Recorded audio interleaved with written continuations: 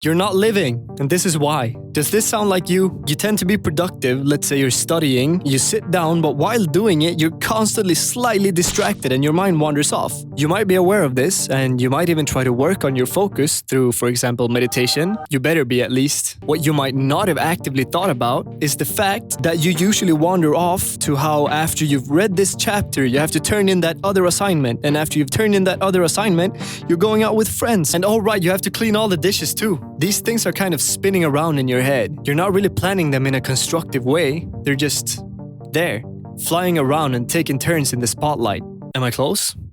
Maybe not. Or maybe I am, and you're not self-aware enough.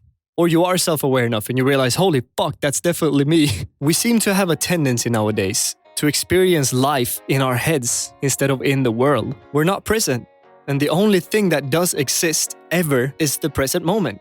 Right? And if we're not living in it, do we exist? Are you really alive? Or just kind of a body on autopilot living somewhere else that technically doesn't exist? The past doesn't exist and neither does the future. The future is only expectations and what you can assume is gonna happen, which happens to be far from what happens most times. And the past is just memories, which is something that has been proven to be easily manipulated. And it usually is, by time and by yourself. Now maybe you don't give a shit about all of that. But what you might care about is this. Instead of just experiencing one work task and then another and then a third one and then you're done, if the two tasks ahead are looping in your head while you're still on task number one, you basically experience hundreds of work tasks instead of just the 3 that you had to do. Because your head has already experienced the stress of task number 2 and 3, maybe 200 times each, while you're still on the first one. And maybe task 2 or 3 never even occur. You don't have to take the dog out because someone else in your family already did it. And maybe an even bigger issue, you sit and have things running through your head that doesn't even have a high risk of happening. You're worrying about if that friend meant something else when he said he couldn't hang out, or just if the bus will be late or something like that.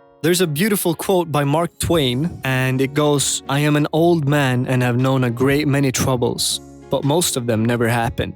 Man, this one hits home, doesn't it? If we just experience life in our heads, we will not only miss out on the experience of life, we will also experience more of the bad things, because those are the things that seem to cut the deepest, right? Lord Byron also said something really beautiful that matches this topic. He said that the memory of joy is no longer joy. The memory of pain is pain still.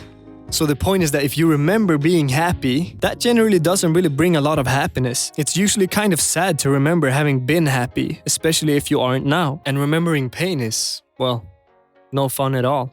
It might seem like I'm just out to depress people with this, but I swear I do have a point. You just have to stick around. As I've said before, it's much better to be realistic than to be oblivious. Because if we're realistic, we can take action. And we need to take action on our ability to be present. And I can make a whole list of videos about that, but what I do want to leave you with that will actually drastically improve this for you and will make your life so much better is starting with some sort of mindfulness practice. And you may have heard a lot of times, maybe hundreds of times if you watch a lot of self-improvement videos, that meditation is very good. But what you might not have heard is that there's a lot of different sorts of meditations and overall mindfulness practices, and they don't even have to be you sitting down meditating. You can do it while driving, you can do it while showering, you can do it while walking. There's tons of different forms of mindfulness practices, and it's actually really helpful to do a bunch of different ones, because if you only do normal meditation when you just sit down and you meditate and then you open your eyes after 10 or 20 minutes and then you go on with your day, if you only do that, chances are that that mindfulness that you feel like you get for a couple of minutes there, that's not going to stick with you for the rest of the day, because you just sit down in a certain place, you do it, and then you go on with your day and live out all the stressful events that you were going to do, and then they kind of just remove that mindfulness that you got after meditating those 10 minutes. There's actually a lot of other different ways to practice being in the present moment. I think, however, that meditation is the most common and readily available way for most people to reach a stronger connection to the present moment.